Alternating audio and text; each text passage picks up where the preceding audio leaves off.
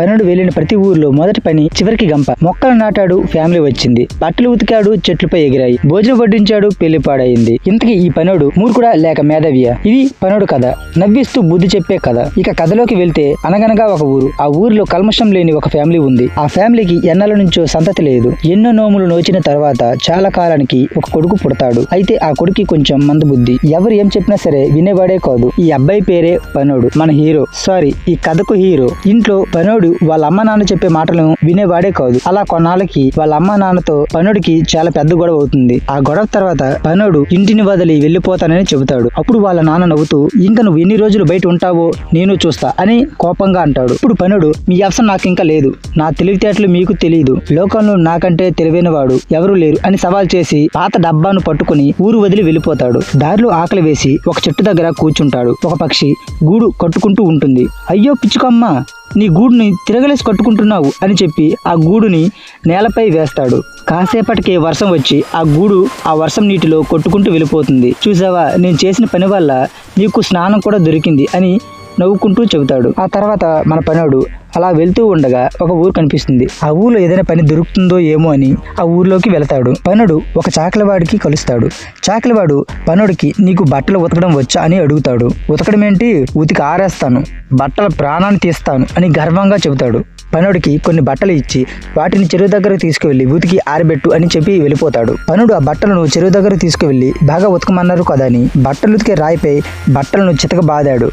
మురికిపోవడమేమో దేవుడెరుగు గాని బట్టలు మాత్రం చిరిగిపోయాయి. చిన్న చిన్న ముక్కలై పీనుకలైపోయాయి. ఆ ముక్కలన్నింటినీ గాలిపటాల్లా చెట్ల మీద ఎగరవేశాడు. యజమాని వచ్చి చూసి షాక్ అయ్యాడు. ఏం చేశావురా అని ఆ చాకలివాడు పనోడిని కొట్టి గంపలో వేసి మట్టేస్తాడు. అలా అక్కడి నుంచి వెళ్ళిపోగా అతనికి ఒక ఫ్యామిలీ కనిపిస్తుంది. చిన్న మిరప మొక్కలను ఊడుస్తుంటారు. పనోడు వాళ్ళతో, మీకు పని చేసి పెట్టాలా, నాకు పని కావాలి అని అడుగుతాడు. సరే నాయన, మా పిల్లలు విదేశాల్లో ఉన్నారు, మమ్మల్ని వచ్చేయమన్నారు, కానీ ఊర్లో వ్యవసాయం ఇంకా పశువులను చూసుకుంటూ మేము ఊర్లోనే ఉండిపోయాము అని చెబుతూ, నాయన సమయానికి వచ్చావు, ఈ మిరప మొక్కలను తీసుకువెళ్ళి అక్కడ కనిపిస్తున్న మనం పొలంలో నాటువేయు అని చెబుతారు. ఇంకా మొక్కకు 2 అడుగులు చెప్పున గ్యాప్ ఉండాలి అని చెబుతారు.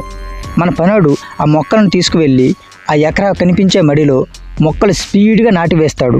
అది చూసిన ఆ ముసలి దంపతులు పనోడిని తమతోనే ఉంచుకుంటారు. ఆ మరుసటి రోజు పనోడిని ఆ పొలానికి మొక్కలు ఎలా ఉన్నాయో చూసుకుని రమ్మంటారు. పనుడు పొలానికి వేకుజామునే వెళ్ళి మొక్కలను చూస్తాడు. కాకపోతే మొక్కల కింద వేర్లు ఎండిపోతున్నాయా లేక కొత్త వేర్లే వస్తున్నాయా అని సందేహం వచ్చి మొక్కలను పీకివేస్తాడు. ఆ మొక్క మొదల్లో కొత్తగా చిన్న వేర్లు పుడుతున్నాయి.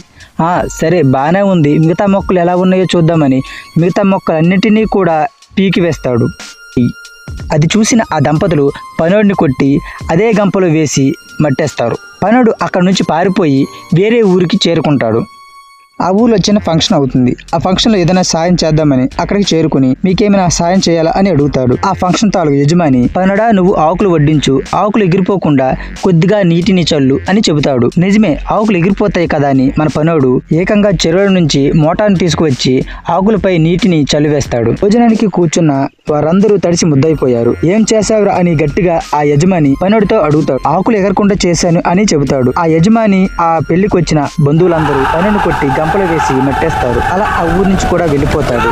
అలా వెళుతూ ఉండగా ఒక ఊరిలో గొర్రెల కాపరితో పని కుదుర్చుకుంటాడు. కాపరి పనుడితో ఇలా అంటాడు, గొర్రెలకు ఒంటి మీద వెంట్రుకలు ఎక్కువయ్యాయి, రేపు పొద్దున్నే కత్తిరించు అని చెబుతాడు. మన పనోడు తెలివిగా గొర్రెలను మంగళ షాప్లో లాగా గడ్డం గీకాలని సబ్బు నీళ్లు వాటిపై వేస్తాడు. రేజర్ పట్టుకుని గడ్డం గీకడానికి మొదలు పెడతాడు. పాపం ఆ గొర్రెలు భయంతో ఊరంతా పరుగెత్తాయి. అది చూసిన గొర్రెల కాపరి పనోడిని కొట్టి గంపలో వేసి మట్టేస్తాడు. పనోడు ఎక్కడికి వెళ్ళినా సరే అందరూ గంపలో వేసి మట్టేస్తున్నారని చాలా బాధపడతాడు.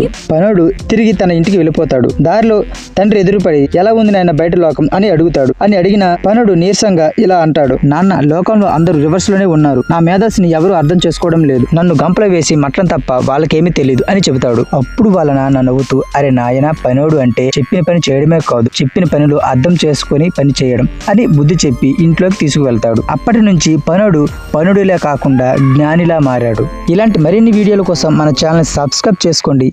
వెల్కమ్ టు నీతి కథలు మై ఛానల్.